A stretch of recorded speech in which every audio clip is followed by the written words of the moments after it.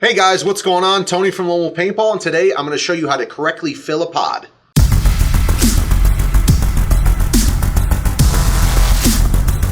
Alright guys, first out I'm going to start by saying a lot of people think, man, that's fill a pod, throw some paint in a pod and you're on your way, right? It gets a little bit more complicated than that. It seems like a truly simple task, but it could really end up in dismay out there if you don't fill the pod correctly, bunch of broken paint in there, and that's something you truly don't want.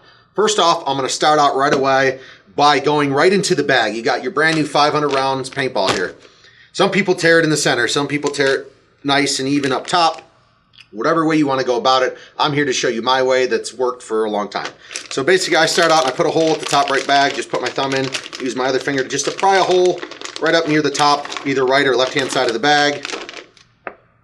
Next thing I'm going to do, take your pod, instead of pouring them in your hand and then putting them then into the pod, how about we just put the pod right into the bag and go from there. So I put the pod to the bag, hold your fingers around both sides of the pod with the actual bag itself, and then flip the paint upside down. Squeeze the bag, pull the pod off, and there you go. You could fill a pod in less than 2 seconds. So this gets to the tricky part, basically. So you got the paint in the pod. Well, how much paint? Too little, too much? We don't know. So take a couple out here, set them off to the side. A lot of people, okay, it's nice and full. I'm going to close the lid, put it in my pack, and I'm going to be on my way. All right, guys, this is a sound you don't want to be hearing out there on the field. Up and down, up and down. You got 4, 5, 6, 7 pods on you. Every pod's making the same noise. Something you don't want. 3 reasons. A, the noise. If you're playing in the woods, I wonder where that guy is. His pods are jiggling everywhere. 2, if you don't pack it tight enough, all of this paint is going to end up bouncing around while you're running and looking like this. Broken inside of there. You can't put that through your hopper or your gun. Disaster. Straight disaster. And lastly, if you have a cheap pod and you don't pack enough paint in there, the lid can simply just pop open on you and you lose all your paint.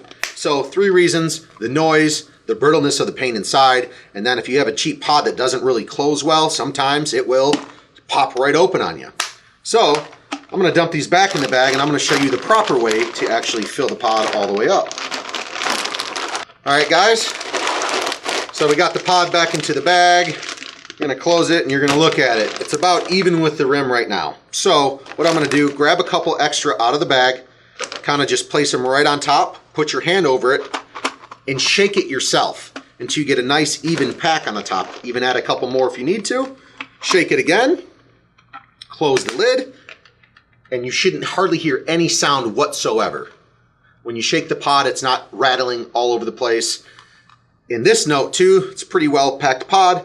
Also, what you don't want to do is keep adding and keep shaking and keep adding and keep shaking until you overpack the thing so tight where you can't barely get the lid closed, it won't snap, and then you're going to break some paint. So it's a nice, everyone thinks it's simple, but a couple paintballs on top, hand over, shake it. If you see any extra room, add a couple more, shake it again, and then close the lid. Get a nice tight fit on the pod where you don't hear any rattling, and once again, don't overstuff it where you can barely get the lid closed.